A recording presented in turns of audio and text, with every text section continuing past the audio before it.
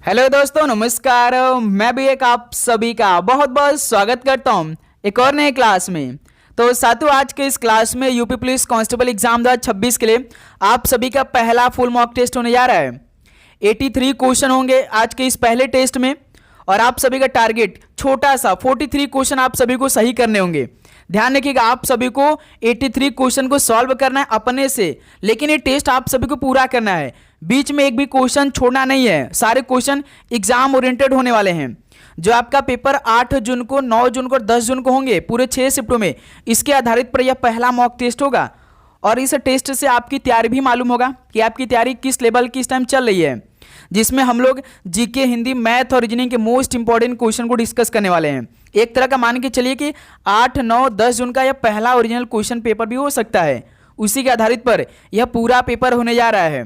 Okay, तो साथियों, जैसा कि यूपी पुलिस कांस्टेबल 2026 का पेपर 2 घंटे में समाप्त होगा, इसी 2 घंटे में आप सभी को 38 सवाल जीके मिलने वाले हैं, 37 सवाल हिंदी के मिलने वाले हैं, 20 सवाल गणित के मिलने वाले हैं, 55 सवाल रीजनिंग के मिलने वाले हैं। 150 प्रश्नों का पूरा पेपर होगा। एक प्रश्न आप सही करेंगे 2 नंबर, 300 नंबर का पूरा पेपर होगा। ऑफलाइन आपका पेपर होगा, ध्यान रखिएगा आप लोग। और एक भी सवाल पे आप सभी का नेगेटिव मार्किंग नहीं होने वाला है। यानी इस बार आप अपने उत्तर सीट पर गोला भरेंगे। किससे भाई? पूरे 150 के 150 प्रश्नों का उत्तर आप गोला भरेंगे। ठीक है, तो साथियों, कैसे कैसे सवाल पूछे जा सकते हैं वो सवाल इस पहले मॉक टेस्ट में होने वाला है। देखिए, कुछ सवाल आपको बहुत इजी मिलेगा, कुछ सवाल बहुत हार्ड मिलेगा, कुछ सवाल मीडियम लेवल का, जो कि प्रश्न तो रहेगा, ऑप्शन भी लगेगा कि चारों ऑप्शन सही लग रहे हैं, कौन सा ऑप्शन ठीक हो जाएगा। तो भाई एग्जाम ओरिएंटेड और एग्जाम पैटर्न पे ये पहला मॉक टेस्ट होगा। तो सारे क्वेश्चन को हल करिए। ठीक है, जो भी क्वेश्चन का उत्तर आपको नहीं याद आएगा वो सब तैयार कर लेंगे इस क्लास में, कि आपके अपने रियल शिफ्ट में किसी प्रकार का दिक्कत ना आए।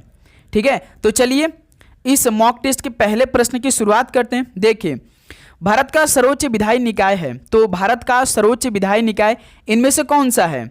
मंत्रियों का मंत्रिमंडल होता है, कि सर्वोच्च न्यायालय है, कि चुनाव आयोग है, या संसद है? तो संसद होता है भारत का सर्वोच्च विधायी निकाय।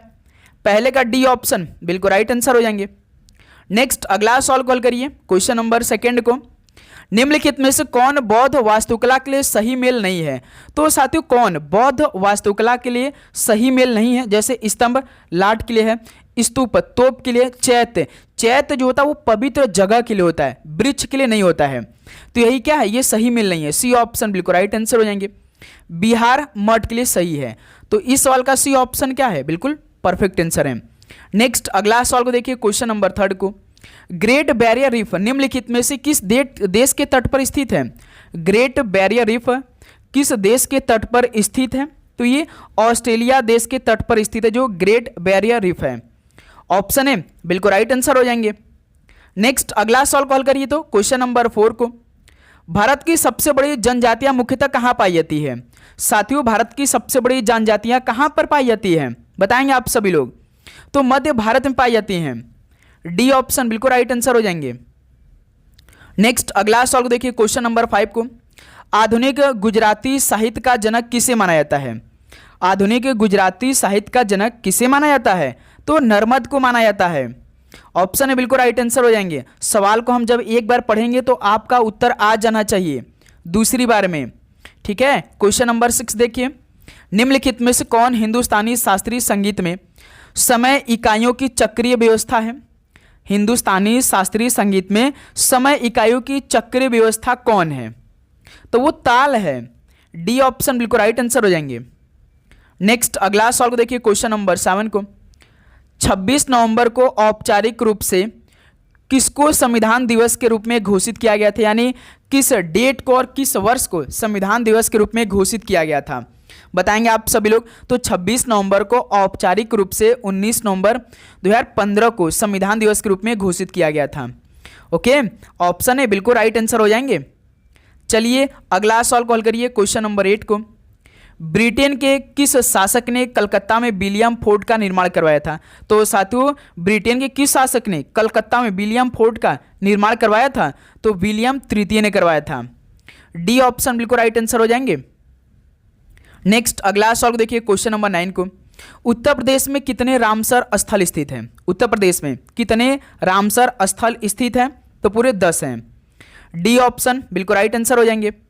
ओके, ध्यान रखिएगा आप लोग, हर एक सवाल का उत्तर आपको तैयार करना है। और आगे बढ़ने से पहले जिससे आप सभी का सिलेक्शन हो सके, सिलेक्शन वाले टेस्ट भाई 10 टेस्ट सीरीज का पीडीएफ आप सभी को अपने पास मंगाना है। हमने आपको टारगेट दिया था 16 मई से पहले कि 1500 का यह पूरा टेस्ट वाला क्वेश्चन आप सभी को तैयार करना है। ठीक है, इसमें आप सभी को संपूर्ण GK, UP GK, Hindi, math, reasoning और करंट अफेयर के मोस्ट एक्सपेक्टेड क्वेश्चन मिलने वाले हैं, जिससे आप सभी का इस बार पेपर काफ़ी अच्छा जाए आपके रियल पेपर में। तो साथियों, पीडीएफ के लिए आप सभी को व्हाट्सएप करना होगा इस नंबर पे आप व्हाट्सएप करके और मात्र 50 रुपीज़ पे करके ये सारे क्वेश्चन आप अपने पास मंगाइए और इस बार एक सीट अपनी पक्की करनी है हमें। ओके, तो ज़्यादा समय नहीं है भाई, सारे क्वेश्चन को अपने पास मंगाइए इस नंबर मैसेज करके और अपनी तैयारी और भी अच्छी करिए। क्वेश्चन नंबर 10 देखिए, भारतीय संविधान के निम्नलिखित अनुच्छेदों में से किसके तहत उच्च न्यायालय के रीट क्षेत्राधिकार का प्रयोग किया जाता है? भारतीय संविधान के अनुच्छेदों में से किसके तहत उच्च न्यायालय के रीट क्षेत्राधिकार का प्रयोग किया जाता है? बताएंगे आप सभी लोग। तो अनुच्छेद 226 के तहत सी ऑप्शन राइट आंसर हो जाएंगे। अगला सवाल देखिए, क्वेश्चन नंबर 11 को, किस गवर्नर जनरल ने बंगाल में स्थायी निपटान का प्रस्ताव पेश किया? साथियों, किस गवर्नर जनरल ने बंगाल में स्थायी निपटान का प्रस्ताव पेश किया था? तो वो कौन था? लॉर्ड कॉर्नवालिस था, जो कि डी ऑप्शन बिल्कुल राइट आंसर हो जाएंगे। अगला सवाल देखिए, क्वेश्चन नंबर 12 को, भारतीय संविधान का कौन सा अनुच्छेद राष्ट्रीय महत्व के स्मारकों और स्थानों और वस्तुओं के संरक्षण के प्रावधान संबंधित है?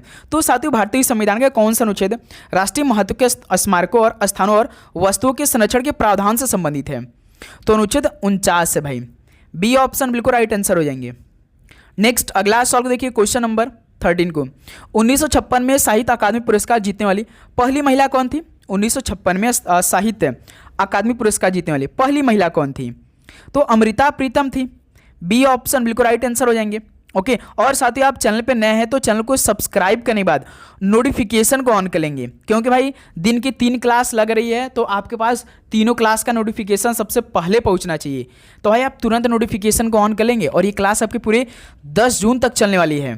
ठीक है, आज भाई 15 तारीख है, यानी कि अगले महीने में तो 5 दिन पेपर को समाप्त हुए हो गए होंगे, यानी हमारे पास केवल 25 दिन का समय बाकी है। किस राज्य में कर्क रेखा सबसे छोटी लंबाई है? किस राज्य में कर्क रेखा सबसे छोटी लंबाई है? ध्यान रखेंगे भाई, राजस्थान राज्य में। ऑप्शन है बिल्कुल राइट आंसर हो जाएंगे। नेक्स्ट अगला सवाल कॉल करिए, क्वेश्चन नंबर 15 को, प्रत्येक पंचायत का कार्यकाल किस तिथि से 5 वर्ष के लिए होगा? प्रत्येक पंचायत का कार्यकाल किस तिथि से 5 वर्ष के लिए होगा? तो इसकी पहली बैठक से। ऑप्शन है बिल्कुल राइट आंसर हो जाएंगे। नेक्स्ट अगला सवाल को देखिए, क्वेश्चन नंबर 16 को, नेताजी सुभाष चंद्र बोस ने 1943 में आजाद भारत की सरकार के गठन की घोषणा कहाँ की थी? नेताजी सुभाष चंद्र बोस ने 1943 में आजाद भारत की सरकार के गठन की घोषणा कहाँ की थी? तो सिंगापुर में। ऑप्शन है बिल्कुल राइट आंसर हो जाएंगे। नेक्स्ट अगला सवाल को देखिए, क्वेश्चन नंबर 17 को, भारत में राजनीति के अपराधीकरण का अध्ययन करने के लिए भारत सरकार द्वारा किस समिति का गठन किया गया था? तो साथियों, भारत में राजनीति के अपराधीकरण का अध्ययन करने के लिए भारत सरकार द्वारा किस समिति का गठन किया गया था? तो ओहरा समिति का गठन किया गया था, सी ऑप्शन बिल्कुल राइट आंसर हो जाएंगे। नेक्स्ट अगला सवाल को देखिए, क्वेश्चन नंबर 18 को, भारत में पंचायत अनुसूचित क्षेत्रों तक विस्तार यानी अधिनियम, पेशा अधिनियम किस वर्ष पारित किया गया था? भारत में पंचायत अधिनियम यानी पेशा अधिनियम किस वर्ष पारित किया गया था? ध्यान रखेंगे आप लोग मेरे दोस्त से 1996 में। तो बी ऑप्शन बिल्कुल राइट आंसर हो जाएंगे। नेक्स्ट अगला सवाल कॉल करिए, क्वेश्चन नंबर 19 को, निम्नलिखित में से कौन पंचायती राज स्थापित करने वाला पहला राज्य है? तो साथियों, कौन पंचायती राज स्थापित करने वाला पहला राज्य है? तो वो राजस्थान राज्य है। ऑप्शन है बिल्कुल राइट आंसर हो जाएंगे। और लास्ट में आप सभी से स्कोर भी पूछेंगे कि आज के इस 83 सवाल में से आप सभी कितना स्कोर बना। राज्य पुनर्गठन अधिनियम किस वर्ष पारित हुआ था? बताइए, राज्य पुनर्गठन अधिनियम किस वर्ष पारित हुआ था? तो ध्यान रखिएगा 1956 में, सी ऑप्शन राइट आंसर हो जाएंगे। अगला सवाल को देखिए, क्वेश्चन नंबर 21 को, भारतीय संविधान के किस अनुच्छेद में राज्य विधानमंडल की सदस्यता की अयोग्यता निर्धारित की गई है? भारतीय संविधान के किस अनुच्छेद में राज्य विधानमंडल की सदस्यता की अयोग्यता निर्धारित की गई है? तो अनुच्छेद 191 में इसका वर्णन है, सी ऑप्शन राइट आंसर है। ओके, अगला सवाल कॉल करिए, क्वेश्चन नंबर 22 को, भारत में उदारीकरण, निजीकरण और वैश्वीकरण की शुरुआत किस वर्ष हुई? तो साथियों, भारत में उदारीकरण, निजीकरण और वैश्वीकरण की शुरुआत किस वर्ष हुई थी? 1991 में इसकी शुरुआत हुई थी, डी ऑप्शन राइट आंसर हो जाएंगे। ओके, चलिए अगला सवाल कॉल करिए। आप सभी का टेस्ट हो रहा है भाई, आप सभी को उत्तर करना है।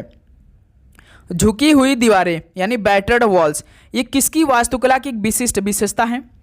झुकी हुई दीवारें ये किसकी वास्तुकला की एक विशिष्ट विशेषता है? तो तुगलकों की। ऑप्शन ए बिल्कुल राइट आंसर हो जाएंगे। नेक्स्ट अगला सवाल को देखिए, क्वेश्चन नंबर 24 को, राज्य विधानसभा में धन विधेयक किसकी पूर्व अनुमति से प्रस्तुत किया जाता है? तो साथियों राज्य विधानसभा में धन विधेयक किसकी पूर्व अनुमति से प्रस्तुत किया जाता है? तो भाई राज्य के राज्यपाल से।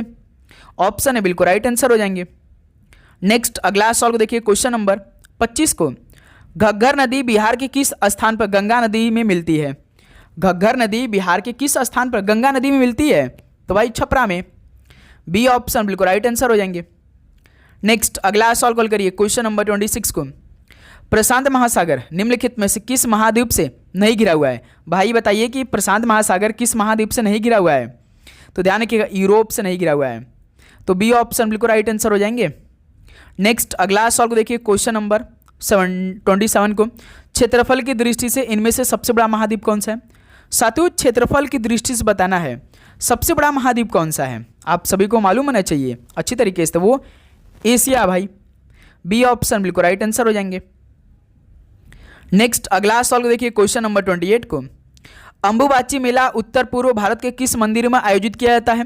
तो साथियों जो अंबुबाची मेला है उत्तर पूर्व भारत के किस मंदिर में आयोजित किया जाता है? तो ये कामाख्या मंदिर में आयोजित किया जाता है। डी ऑप्शन बिल्कुल राइट आंसर हो जाएंगे। नेक्स्ट अगला सवाल को देखिए, क्वेश्चन नंबर 29 को, सत्रिया निम्नलिखित में से किस राज्य का शास्त्रीय नृत्य है? साथियों सत्रिया किस राज्य का शास्त्रीय नृत्य है? तो ये असम राज्य का है, जो कि डी ऑप्शन बिल्कुल राइट आंसर हो जाएंगे। नेक्स्ट अगला सवाल कॉल करिए, क्वेश्चन नंबर 30 को, अर्थव्यवस्था में बाजार की गतिविधियों में क्या शामिल है? बताएंगे आप सभी लोग। अर्थव्यवस्था में बाजार की गतिविधियों में क्या क्या शामिल है? वेतन या लाभ के लिए की गई गतिविधियां शामिल है। तो इस सवाल का सी ऑप्शन बिल्कुल राइट आंसर हो जाएंगे। नेक्स्ट अगला सवाल को देखिए, क्वेश्चन नंबर 31 का राइट आंसर क्या बनेगा? निम्नलिखित में से कौन सा जलाशय पाक जल डमरू मध्य के सबसे नजदीक है? बताइए, ये सवाल मोस्ट इंपॉर्टेंट रहने वाले हैं। कौन सा जलाशय पाक जल डमरू मध्य के सबसे नजदीक है? तो मन्नार की खाड़ी है भाई ने। ऑप्शन है बिल्कुल राइट आंसर हो जाएंगे। नेक्स्ट अगला सवाल को देखिए, क्वेश्चन नंबर 32 को, 1928 में वल्लभ भाई पटेल ने भू राजस्व में वृद्धि के खिलाफ किसान आंदोलन का नेतृत्व किस स्थान में किया था? 1928 में वल्लभ भाई पटेल जी ने भू राजस्व में वृद्धि के खिलाफ किसान आंदोलन का नेतृत्व किस स्थान पर किया था? तो बारडोली में किया था। सी ऑप्शन बिल्कुल राइट आंसर हो जाएंगे। नेक्स्ट अगला सवाल को देखिए, क्वेश्चन नंबर 33 को, निम्नलिखित में से किसकी स्थापना 16वीं शताब्दी में राजा रुद्र प्रताप सिंह द्वारा की गई थी? तो साथियों किसकी स्थापना 16वीं शताब्दी में राजा रुद्र प्रताप सिंह द्वारा की गई थी? तो ओरछा की। बी ऑप्शन बिल्कुल राइट आंसर हो जाएंगे। नाम भी ध्यान रखते चलिएगा भाई, ठीक है। और क्लास को अधिक से अधिक अपने दोस्तों में शेयर भी करिएगा। आपका एक लाइक ही तो हमें मोटिवेट करता है कि आपके लिए इतना मेहनत कर पाते हैं। चैनल को सब्सक्राइब करके नोटिफिकेशन को ऑन करिएगा आप लोग। भारतीय संविधान का भाग दूसरा किससे संबंधित है? तो साथियों भाग दूसरा किससे संबंधित है भारतीय संविधान का? तो नागरिकता संबंधित है। ऑप्शन बिल्कुल राइट आंसर हो जाएंगे। चलिए नेक्स्ट अगला सवाल कॉल करिए, क्वेश्चन नंबर 35 को, भजन सोपोरी एक प्रसिद्ध संगीतकार किस संगीत वाद्य यंत्र से जुड़े हैं? भजन सोपोरी एक प्रसिद्ध संगीतकार हैं, तो किस संगीत वाद्य यंत्र से जुड़े हैं? तो वो संतूर से जुड़े हैं। सी ऑप्शन राइट आंसर हो जाएंगे। नेक्स्ट अगला सवाल देखिए, क्वेश्चन नंबर 36 को, तुम्हारी विद्वता की सब प्रशंसा करते हैं, उपयुक्त वाक्य में रेखांकित पद कौन सा? तो साथियों 35 सवाल देखिए जीके कंप्लीट हुआ। अब यहाँ से 36 सवाल से आपका हिंदी का क्लास स्टार्ट होगा। तो साथियों बताइए कि आप सभी का इन 35 सवाल जो जीके हम स्टार्टिंग में किए, तो आपका स्कोर कितना बना? कोई टारगेट आपका होगा ना, बताइए। अब यहाँ से आप लोग हिंदी में अपना स्कोर काउंट कर दो चलेगा। 36 से लेकर कब तक देखते हैं हिंदी का आपका सवाल चलता है, ठीक है। तुम्हारी विद्वता की सब प्रशंसा करते हैं, उपयुक्त वाक्य में रेखांकित पद कौन सा है? तो ध्यान रखिए संज्ञा है। सी ऑप्शन बिल्कुल राइट आंसर हो जाएंगे। ओके नेक्स्ट अगला सवाल को देखिए, क्वेश्चन नंबर 37 को, आज भी भारत में श्रवण कुमार पैदा होते हैं, वाक्य में रेखांकित शब्द में संज्ञा कौन सा? श्रवण कुमार, ये कौन सा शब्द भाई संज्ञा है? तो ये जातिवाचक संज्ञा है। तो इस सवाल का बी ऑप्शन बिल्कुल राइट आंसर हो जाएंगे। नेक्स्ट अगला सवाल को देखिए, क्वेश्चन नंबर 38 को, गोमूत्र असाध्य रोगों के उपचार में भी उपयोगी है, रेखांकित तो शब्द के संदर्भ में उपयुक्त विकल्प बताइए कौन सा है? भी कौन सा चिन्ह भाई हो सकता है यहाँ पर? तो अव्यय है। तो सी ऑप्शन इस सवाल का राइट आंसर हो जाएंगे, ठीक है। चलिए नेक्स्ट अगला सवाल को देखिए, क्वेश्चन नंबर 39 को, 3-13 पद में समास बताइए। 3-13 पद में कौन सा समास लगेगा? तो इसमें द्वंद्व समास, डी ऑप्शन बिल्कुल राइट आंसर हो जाएंगे। अगला सवाल को देखिए, क्वेश्चन नंबर 40 को, झुक कर मैंने पूछ लिया, खा गया मानो झटका, इस पंक्ति में कौन सा अलंकार है? तो साथियों झुककर मैंने पूछ लिया, खा गया मानो झटका, तो इस पंक्ति में अलंकार पूछा जा रहा है, तो इसमें उत्प्रेक्षा अलंकार है। ठीक है, सी ऑप्शन बिल्कुल राइट आंसर हो जाएंगे। चलिए अगला सवाल को देखिए, क्वेश्चन नंबर 41 को, जिन स्वरों के उच्चारण में मुख बहुत अधिक खुलता है उन्हें क्या कहते हैं? बताइए भाई, कोई स्वर आप उच्चारण कर रहे हैं, मुख आपका बहुत अधिक खुल गया, वो क्या कहेंगे बताइए? तो इसे विवृत कहते हैं। ठीक है, ध्यान रखिएगा, ऑप्शन ए बिल्कुल राइट आंसर है। नेक्स्ट अगला सवाल कॉल करिए, क्वेश्चन नंबर 42 को, निम्नलिखित में से शब्द युग में अपकार अपमान के सही अर्थ भेद का चयन कीजिए। तो साथियों शब्द युग में अपकार अपमान के सही अर्थ भेद का चयन करिए। कौन सा है मेरे दोस्त? तो देखिए, अपकार यानी बुराई, तिरस्कार अपमान, डी ऑप्शन बिल्कुल परफेक्ट है भाई। ठीक है, चलिए नेक्स्ट अगला सवाल को देखिए, क्वेश्चन नंबर 43 को, निम्न शब्दों में से तत्पुरुष समास कौन सा है? तत्पुरुष समास कौन सा है? तो दोस्त मेरे, परीक्षा भवन एक तत्पुरुष समास है, ऑप्शन ए बिल्कुल राइट आंसर हो जाएंगे। नेक्स्ट अगला सवाल को देखिए, क्वेश्चन नंबर 44 को, निम्न में कौन सा शब्द स्त्रीलिंग है? तो साथियों कौन सा शब्द है स्त्रीलिंग है? तो भाषा एक स्त्रीलिंग शब्द है। ठीक है, तो इस सवाल का बी ऑप्शन बिल्कुल राइट आंसर हो जाएंगे। नेक्स्ट अगला सवाल को देखिए, क्वेश्चन नंबर 45 को, इनमें से किसमें निरुपसर्ग नहीं है? बताइए साथियों, किसमें निरुपसर्ग नहीं है? जैसे यहाँ पे निःशेष, तो भाई निःशेष में जानते कौन सा लगेगा?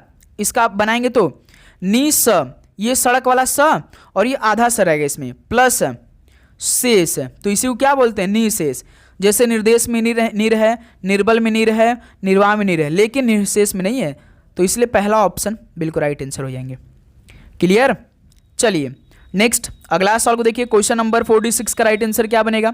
संज्ञा की द्विरुक्ति हो तो उनके बीच कौन सा चिन्ह रहता है?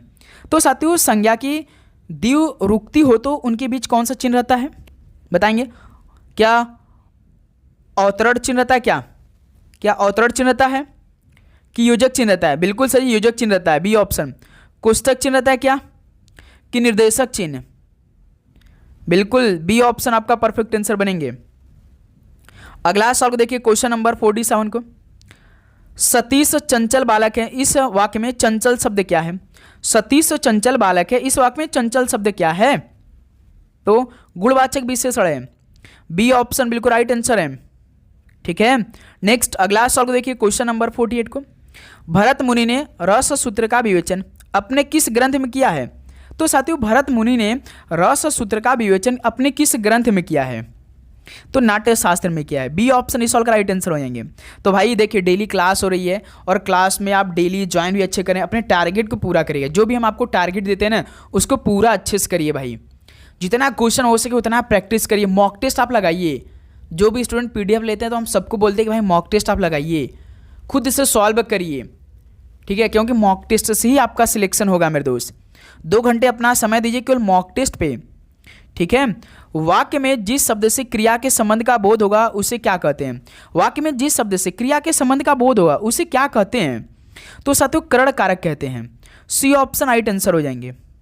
ओके, नेक्स्ट अगला सवाल को देखिए, क्वेश्चन नंबर 50 को, सत्संग में जाने के बाद मन को शांति मिली है, तो दिए गए वाक्य काल पहचानिए।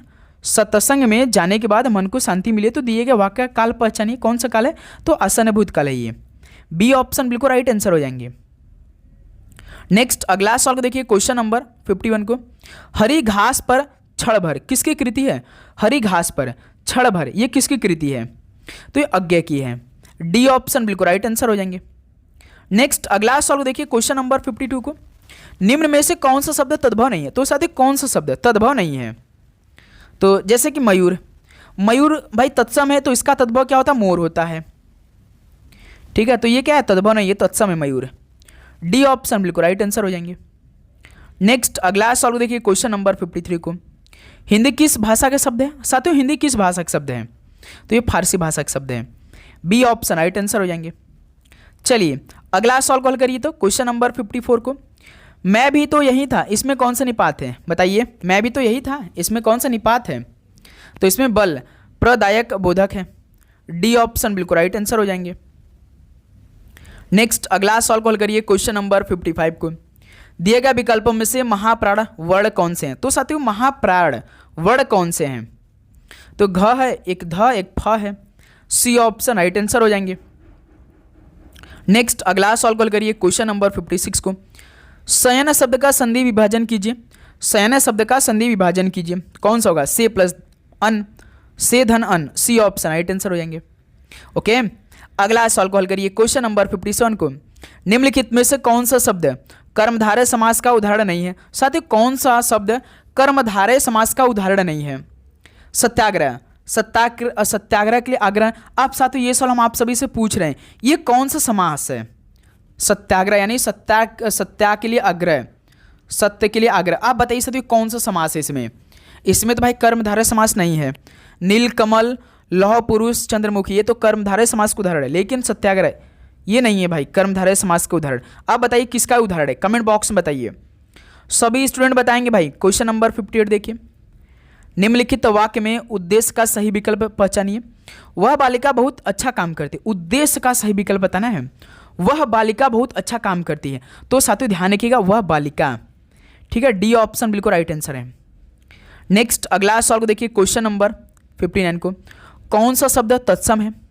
कौन सा शब्द तत्सम की बात करें? गोत्र एक का तत्सम शब्द है, डी ऑप्शन बिल्कुल राइट आंसर है। अगला सवाल को देखिए क्वेश्चन नंबर 60 को। निम्न में से कौन सा शब्द पुल्लिंग है? साथियों कौन सा शब्द पुल्लिंग है? तो विवाह एक पुल्लिंग शब्द है, सी ऑप्शन राइट आंसर है। अगला सवाल कॉल करिए क्वेश्चन नंबर 61 को। कोई बच्चा नहीं खेलेगा, रेखांकित तो शब्द क्या है? कोई क्या है भाई? कौन सा विशेषण है? तो सर ये तो सार्वनामिक विशेषण है ना, तो सी ऑप्शन राइट आंसर हो जाएंगे। चलिए अगला सवाल कॉल करिए क्वेश्चन नंबर 62 को। 95 में कौन सा समास है? तो साथियों 95 में कौन सा समास है? तो इसमें बहुब्रीहि समास है, बी ऑप्शन बिल्कुल राइट आंसर हो जाएंगे। अगला सवाल को देखिए क्वेश्चन नंबर 63 को। विधेय के अंतर्गत आता है, कौन कौन आता है? विधेय के अंतर्गत कौन कौन आता है? एक तो कर्म और एक क्रिया, तो ऑप्शन है बिल्कुल राइट आंसर हो जाएंगे। चलिए अगला सवाल को देखिए क्वेश्चन नंबर 64 को। शब्द का प्रसिद्ध अर्थ देने वाली शक्ति क्या कहलाती है? शब्द का प्रसिद्ध अर्थ देने वाली शक्ति कहलाती है तो वो अभिधा, बी ऑप्शन बिल्कुल राइट आंसर हो जाएंगे। ठीक है, चलिए अगला सवाल को देखिए। यशोदा में संधि कौन सी है? तो साथियों यशोदा में कौन सी संधि है? तो इसमें विसर्ग संधि है, जो कि डी ऑप्शन बिल्कुल राइट आंसर हो जाएंगे। ओके, नेक्स्ट अगला सवाल को देखिए क्वेश्चन नंबर 66 को। निम्न में से शुद्ध वर्तनी किसकी है? बताइए। ये अच्छा सवाल है भाई। शुद्ध वर्तनी महत्व को हम कैसे लिखते हैं गुरु? महत्व को ऐसे लिखा जाता है, अत्यय नहीं होता, अत्यय होता है। कंधा नहीं होता है, कंधा होता है, और ये बिंदी वाला रहता है, तो सदुपदेश बिल्कुल सही वर्तनी है। ऑप्शन इस सवाल का राइट आंसर होंगे। ठीक है, अगला सवाल को देखिए क्वेश्चन नंबर 67 को। पहला ज्ञानपीठ पुरस्कार किस भाषा के लेखक को मिला था? तो साथियों पहला ज्ञानपीठ पुरस्कार किस भाषा के लेखक को मिला था?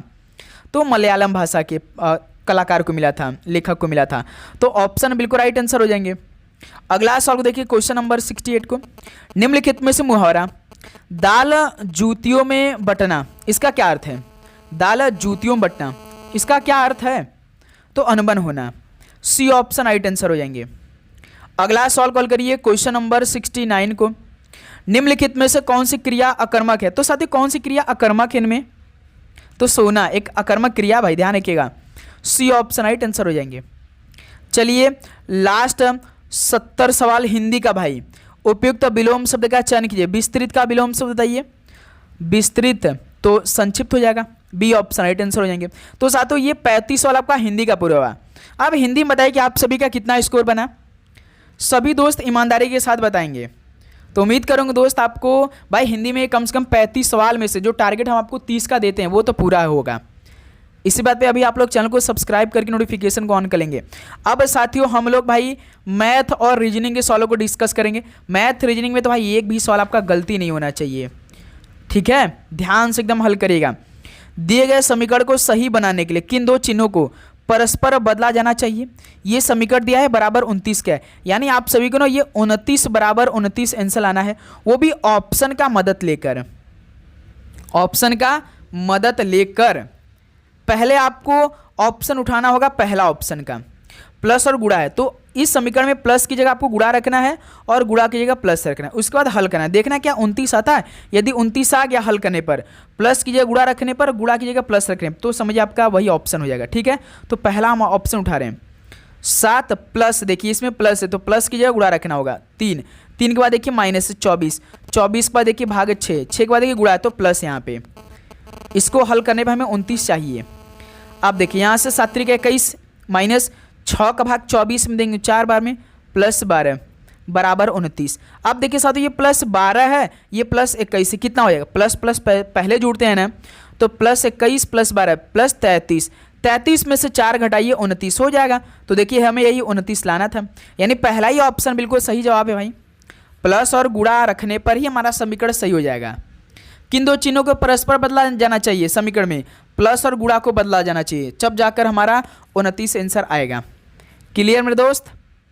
चलिए नेक्स्ट अगला सवाल कॉल करिए, क्वेश्चन नंबर 72 को।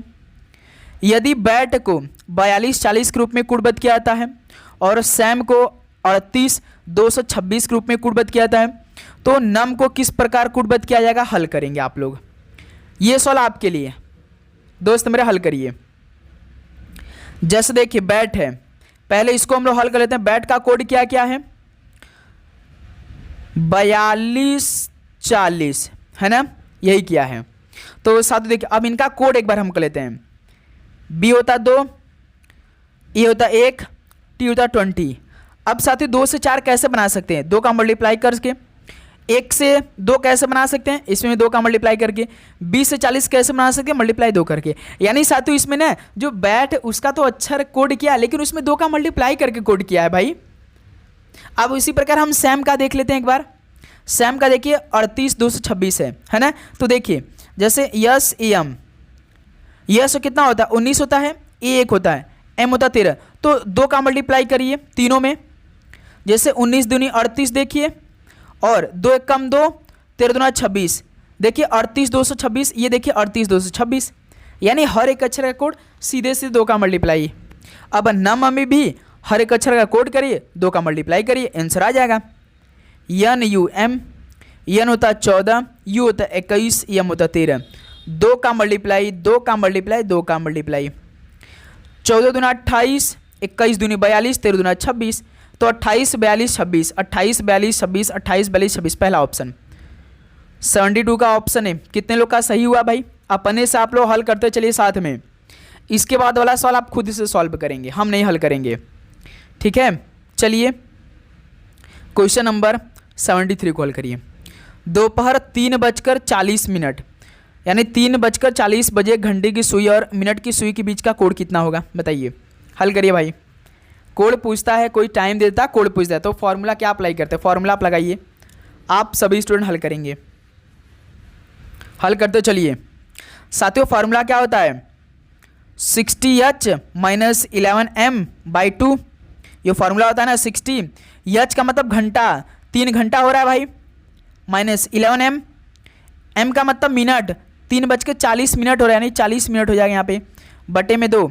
अब देखिए 36 18 180 माइनस 11 44 440 बटे में 2। अब देखिए साथी ये मत, जैसे 440 बड़ा है 180 छोटा है, तो भाई इसमें अब माइनस प्लस का कोई मतलब मत रखिएगा, डायरेक्ट आप घटा दीजिए। 440 में से 180 घटा दीजिए, कितना होगा, 0 का 0 हो जाएगा। अब 4 में से 8 घटेगा, नहीं घटेगा तो हाथ से लेगा, यानी 14 में से 8 घटा 6। अब यहाँ से 3 में से घटा 2, यानी 280 आएगा। 280, 8 में से 4 घटा 4 आएगा। 1 सेकंड भाई, हमें कितने में से घटाना है, 440 में से 180 घटाना है, 0 का 0 आ जाएगा। अब 4 ये है, 14 में 60 घटा 6 होगा भाई, 3 में से घटा 2, अब 260 आएगा। 440 में से 180 घटाएंगे 260, इसका आधा कितना होता है, 13 दूना 26, यानी 130 डिग्री होगा भाई। यानी दोपहर जो 3:40 हो रहा है, घंटे की सुई और मिनट की सुई के बीच का कोण कितना होगा, तो 130 डिग्री होगा। इस सवाल का मेरे दोस्त सी ऑप्शन आपका राइट आंसर होंगे। क्लियर, आप सभी को समझ में आया। फॉर्मूला याद रखेंगे आप लोग ये वाला। चलिए अगला सवाल कॉल करिए, क्वेश्चन नंबर 74 को। एक निश्चित भाषा में यदि प्लस का अर्थ गुणा है गुणा का अर्थ भाग है, भाग का अर्थ घटाव है और माइनस का अर्थ जोड़ है। तो निम्नलिखित व्यंजक का मान ज्ञात कीजिए। इस व्यंजक का मान ज्ञात करना है। बताइए बॉडमस के नियम लगाकर। साथियों सबसे पहले आप लोग क्या हल करेंगे, पहले तो समीकरण को बनाएंगे ना। चलिए समीकरण को बना लेते। देखिए 18 के बाद देखिए भाग है, तो भाग का अर्थ क्या है, भाग का अर्थ घटाव है, तो भाग की जगह हम लोग क्या रख देंगे, घटाना। 6 के बाद देखिए गुणा है, तो गुणा का अर्थ भाग है, तो गुणा की जगह हम लोग भाग रख देंगे। 3 के बाद देखिए माइनस है, माइनस का अर्थ जोड़ है, तो माइनस की जगह जोड़ रख देंगे। 4 के बाद देखिए प्लस है, प्लस का अर्थ गुणा है, तो प्लस की जगह गुणा। ये समीकरण बनके तैयार हो चुका।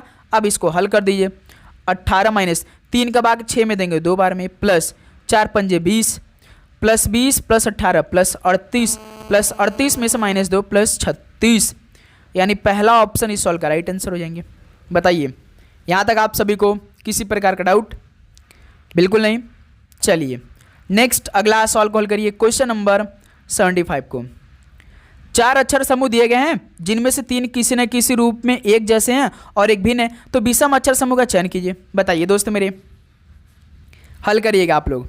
ये सवाल आपको हल करना है मेरे दोस्त, हम नहीं हल करेंगे।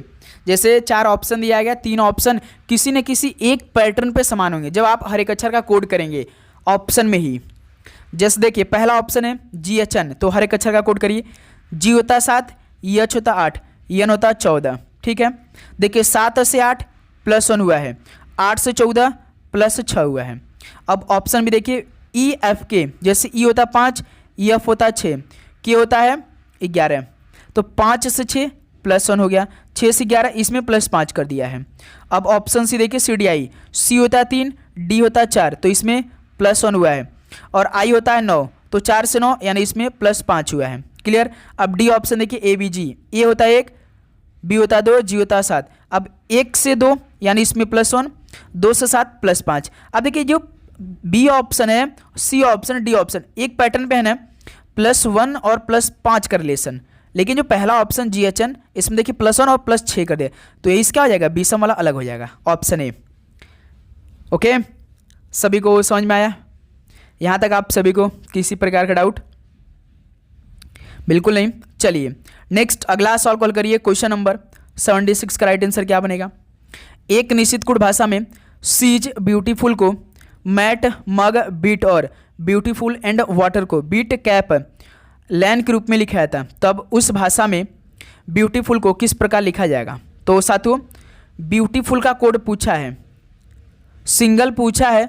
जब सिंगल पूछता तो कॉमन हम चेक करते हैं ना, तो देखिए सीज ब्यूटीफुल, इसमें भी ब्यूटीफुल है, और ब्यूटीफुल एंड वाटर इसमें भी ब्यूटीफुल है। एक सेकेंड, ब्यूटीफुल यही है, ठीक है। तो ब्यूटीफुल देखिए पहले वाले में भी है और दूसरे वाले में ब्यूटीफुल है। जिस प्रकार साथी ब्यूटीफुल कॉमन मिला, तो इसी प्रकार इनको दोनों कोड में भी कोई ना कोई कॉमन मिलेगा। मैट, मग, बीट, बीट, कैप, लैन। देखिए बीट पहले वाले में है, दूसरे वाले में बीट है। जिस प्रकार ब्यूटीफुल कॉमन मिला उसी प्रकार बीट भी कॉमन मिला, तो इसी प्रकार क्या हो जाएगा, बीट आपका आंसर हो जाएगा ब्यूटीफुल का कोड। तो इस सवाल का डी ऑप्शन आपका बिल्कुल राइट आंसर हो जाएंगे। यहाँ तक आप सभी को किसी प्रकार का डाउट? बिल्कुल नहीं। तो साथियों इसी बात पे आप क्लास को लाइक करेंगे और चैनल को सब्सक्राइब करेंगे और अपने दोस्तों में सेशन को दबाकर शेयर करेंगे। भाई जिस भी ग्रुप में आप रहते हैं, आप सभी से एक ही रिक्वेस्ट रहेगा। अगला सवाल को देखिए, क्वेश्चन नंबर 77 का राइट आंसर क्या निकल के आएगा? एक कूट भाषा में लाइट को 61 और के रूप में और सम को 56 के रूप में लिखा था, उस भाषा में कोडिफाई को कैसे लिखा जाएगा? हल करेंगे आप लोग। जैसे दोस्त मेरे लाइट है LIGHT, इसका कोड 61 किया, कैसे हल करिए आप लोग। इस सवाल का उत्तर निकालिए आप लोग, क्या बनेगा राइट आंसर? जैसे L का 12 हो जाएगा, I का 9 हो जाएगा, G का 7 हो जाएगा, H का 8 हो जाएगा, T का 20। इसको जोड़िए, देखिए 61 आता है, 12 9 21, 12 9 21, 21 7 28, 28 और 8 36, 36 20 56, 56 से 61, यानी टोटल इसमें देखिए अक्षर कितने, 1 2 3 4 5, यानी 56 में +5 कर दिया है भाई, 61 हो गया। यानी हर एक अक्षर का कोड उसका टोटल योग किया, जितने अक्षर उसको भी जोड़ा है गिन के। दूसरा देखिए सम है SOME, इसका कोड कितना, 56। जैसे यस होता 19, O होता 15, M होता 13, E होता 5। जोड़िए देखिए 19 15 34, 34 13 47, 5 52। अब सम में देखिए 4 अक्षर हैं तो 52 में 4 जोड़ेंगे तो 56 आ जाएगा। सभी को समझ में आया? तो कोडिफाई पूछा तो कोडिफाई के हर एक अक्षर का कोड, टोटल जितने अक्षर है उसको जोड़ दीजिए। Codify CODIFY, C3 O15 D4 I9 F6 Y25। देखिए 3 15 18, 18 4 22, 22 9 31, 31 6 37, 37 और 25 कितना होता है? 62 होता है। 62। अब टोटल कोडिफाई में 6 अक्षर हैं, 1 2 3 4 5 6, तो 62 में 6 जोड़ेंगे तो कितना आएगा? 68 आ जाएगा। तो कोडिफाई का कोड क्या होगा? 68 होगा, जो कि बी ऑप्शन इस सवाल का राइट आंसर हो जाएंगे। ओके मेरे दोस्त, यहाँ तक आप सभी को किसी प्रकार का डाउट? बिल्कुल नहीं। चलिए नेक्स्ट अगला सवाल को देखिए, क्वेश्चन नंबर 78 को। THFD का रिलेशन VJHFG है, तो बॉर्न का कोड क्या होगा? हल करिए, इस सवाल का उत्तर निकालिए आप लोग। THFDE, इसका कोड VJHFG। T20 V22 तो +2 हुआ है। H8 J10 +2 इसमें भी हुआ है। F6 H8 +2 इसमें हुआ है। D4 F6 +2 इसमें हुआ है। E5 G7 +2 इसमें हुआ है। यानी दोस्त मेरे इसमें हर एक अक्षर का कोड करके +2 का कोडिंग किया है। ठीक है, तो पूछा किसका? बॉर्न का। तो हर एक अक्षर का कोड करिए, +2 करके कोड करिए उसका। BOURN, B होता 2, O होता 15, U होता 21, R होता 18, N होता 14। +2 +2 +2 +2 +2, 2 दूनी 4, 15 2 17, 21 2 23, 18 2 20, 14 2 16, 4 पे D, 17 पे Q, 23 पे W, 20 पे T20, 16 पे P है ये। DQWTP, DQWTP D option. केवल यदि हम 2 अक्षर का भी रिलेशन निकाले तो हमारा आंसर आ जाता है। देखिए DQ और कोई ऑप्शन में है नहीं, है ना। चलिए नेक्स्ट अगला सॉल्व हल करिए। क्वेश्चन नंबर 79 का राइट आंसर क्या बनेगा? देखिए यदि A प्लस को दर्शाता है, B गुणा को दर्शाता है, C माइनस को दर्शाता है, D भाग को दर्शाता है, तो निम्नलिखित समीकरण में प्रश्नवाचक के स्थान पर क्या आएगा? ये समीकरण दिया है, सभी अक्षर का अर्थ दिया है, दर्शा रहा है प्रश्न में। चलिए समीकरण को बना लेते हैं। 81 D है, D का अर्थ D भाग को दर्शाता है, तो D की जगह भाग रख दीजिए। 9 के बाद देखिए B है, B गुणा को दर्शाता है, तो B की जगह गुणा रख दीजिए। 3 के बाद देखिए C है, C माइनस को दर्शाता है, तो C की जगह 3 रख दिए। 27। ये समीकरण बनके तैयार हो चुका है।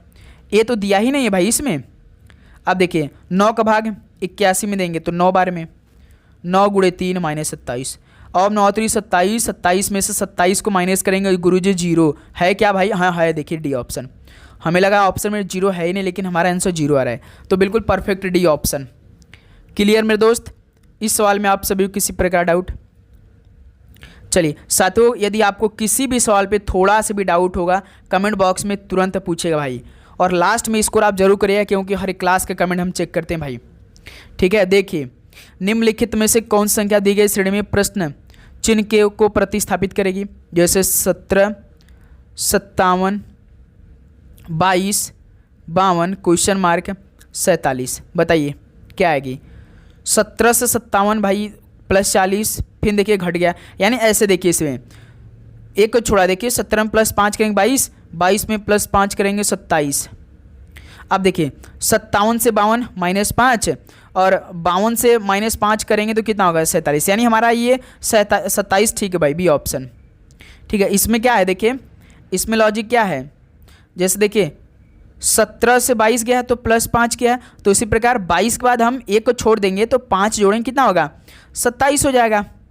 ठीक है, अब उसी के बाद एक और हम करते तो कितना होता? 32 होता। लेकिन यही प्रश्नवाचक चिन्ह की जगह में बताना था।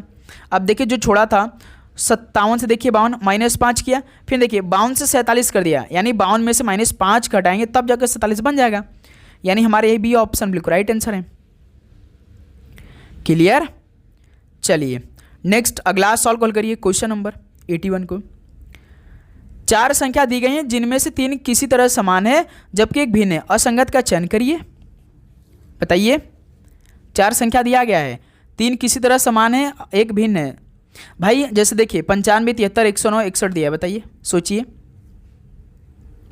नंबरों को देखिए, इवन नंबर देखिए, विषम नंबर देखिए, अभाज्य संख्या देखिए। तो साथियों ध्यान से देखिए, हमें तो मालूम चल गया। जैसे देखिए जो ये 73 है और ये जो 109 है और जो आपका ये 61 है, ये सभी क्या हैं? ये प्राइम नंबर हैं। प्राइम नंबर का मतलब क्या होता है? अभाज्य संख्या। अभाज्य संख्या वो संख्या होती है जो केवल एक और वो अपने आप से कटती है और किसी नंबर से नहीं कटती हैं। लेकिन दोस्त मेरे जो 95 है, ये तो क्या है भाई? ये भाज्य संख्या है ना? ये भाज्य संख्या है। 19 × 5 = 95, 19 से कट जा रहा है, 5 से भी कट जाएगा। तो इसीलिए पहला ऑप्शन क्या है भाई? एक असंगत यानी भिन्न है। तो ऑप्शन है बिल्कुल राइट आंसर हो जाएंगे। चलिए नेक्स्ट अगला सॉल्व करिए क्वेश्चन नंबर 82 को। एक खिलौने का रियायती मूल्य 1470 रुपये था। यदि छूट 16% थी तो खिलौना का अंकित मूल्य क्या था? बताइए। सर देखिए दो तरह से ये सवाल आपको हल कर सकते हैं। सबसे आसान तरीका हम आपको बताएंगे, समय नहीं है भाई, ठीक है। जैसे देखिए यदि किसी भी खिलौने का रियायती मूल्य इतना दे, छूट 16% थी, तो खिलौने का अंकित मूल्य यानी मार्क्ड प्राइस पूछा है, तो क्या करेंगे? मार्क्ड प्राइस इनटू, देखिए 16% की छूट दे रहा है, यानी साथियों 100 से 16% की छूट दिया होगा यानी 84 हो जाएगा। अब भाई प्रतिशत 100 से मल्टीप्लाई भाग देना होगा। अब इसका जो खिलौने का रियायती मूल्य कितना था? 1470 रुपये था। अब इसको हल करिए, आपका आंसर आ जाएगा। इसको हल करिए। जैसे देखिए यहाँ से हम सॉल्व करेंगे, 14 × 84, 14 × 14, 14 × 5 = 70, 105 बार में। 14 का भाग आप 14 70 में देंगे 105 बार में। अब साथियों एमपी × 6, तो यहाँ पे 6 एमपी हो जाएगा बराबर। अब ये 100 का मल्टीप्लाई 105 में हो जाएगा, कितना हो जाएगा? तो यहाँ से 10,500 हो जाएगा। 100 का मल्टीप्लाई 105 में करेंगे तो भाई 00 बढ़ जाएगा ना। अब एमपी बराबर क्या हो जाएगा? अब आप 6 भाग कर देगा भाई 10,500 में, तो कितना हो जाएगा? 6 × 6 = 4, 6 × 42, 6 × 42 3, 6 × 5 = 30, यानी दोस्त मेरे तो अंकित मूल्य खिलौने कितना होगा? 1750 रुपया होगा, बी ऑप्शन। ओके, ऐसे आप सवाल को हल करेंगे जब इस तरह का सवाल आपके पेपर में आ जाए तो। ओके मेरे दोस्त, यहाँ तक आप सभी को किसी प्रकार डाउट? चलिए लास्ट सवाल आज के इस फुल मॉक टेस्ट का अंतिम।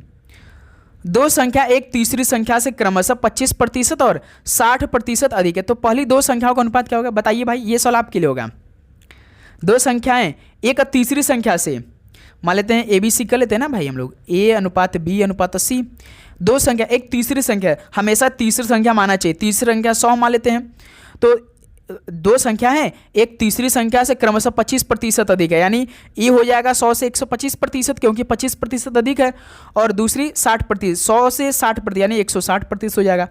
अब देखिए इसको छोटा कर दीजिए, आप 5 से काटिए, 25 × 5 = 125, 5 × 3 = 15, 2 15 10 32 बार में, और ये आपका 20 × 5 = 100। तो पहली दो संख्याओं का अनुपात, दो संख्या देखिए 25 और 32, यही होने भाई दो संख्या स्टार्टिंग के, तो 25 32 ही ऑप्शन बिल्कुल राइट आंसर हो जाएंगे। तो साथियों फाइनली जाकर ये 83 सवाल कंप्लीट हो गया। अब बताइए साथियों, आप सभी का इन 83 सवाल में से टोटल कितना स्कोर बना? सभी दोस्त ईमानदारी के साथ बताएंगे कि आप सभी का अप्रॉक्स इन 83 क्वेश्चन में से कितना स्कोर बना। तो उम्मीद करूँगा दोस्त आप सभी को हर एक क्वेश्चन के आंसर बहुत ही शानदार तरीके से समझ में आएंगे। यदि आप सभी को किसी भी सवाल पे थोड़ा सा भी डाउट है तो साथियों कमेंट बॉक्स में जरूर बताइएगा। डाउट लेकर आप बिल्कुल भी नहीं चलेंगे मेरे दोस्त, लगातार इसी तरह क्लास होगी, हर एक टाइप का क्वेश्चन क्लास में होगी। रिवीजन आप सभी को डेली करना है, सोने से पहले रिवीजन करना है एक बार। ओके साथियों, मेहनत करिए भाई, सिलेक्शन होगा इस बार आप सभी का, वर्दी अपने बदन पे हमें लेनी है, कट आपको क्लियर करनी है। तो चैनल को आप जरूर सब्सक्राइब करिएगा, और जिस भी ग्रुप में रहते हैं भाई चैनल को जरूर शेयर किया कीजिए, इससे हमें अच्छा लगता है भाई कि आप भी हमारा साथ देते हैं, जैसे हम आपका साथ लगातार दे रहे हैं भाई, जब से यूपी पुलिस कांस्टेबल 2026 की नई वैकेंसी आई है। ओके दोस्त मेरे, तो चलिए इस क्लास को यहीं पे समाप्त करते, मिलते साथ ही एक और नए पेपर के साथ इसी तरह दमदार। ओके, तो आप सभी को एग्जाम के लिए best of luck, God bless you, पढ़ाई करते रहिए, धन्यवाद।